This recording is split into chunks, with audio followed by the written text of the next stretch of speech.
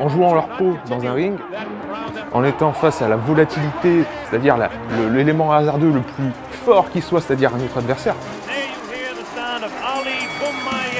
On verra que la préparation mentale était bien évidemment le dénominateur commun de tous les grands succès de ces boxeurs.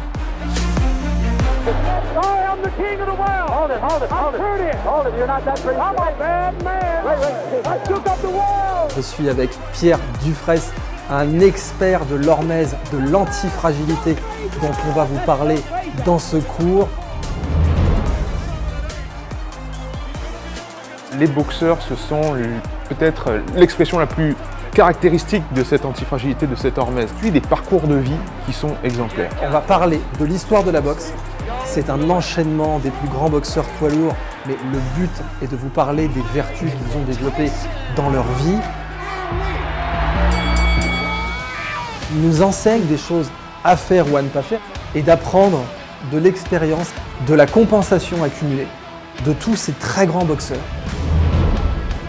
Ce que l'on appelle la sweet science, le noble art aussi bien en anglais qu'en français. Et la sweet science, on l'appelait comme ça parce que c'était si long, si difficile à apprendre.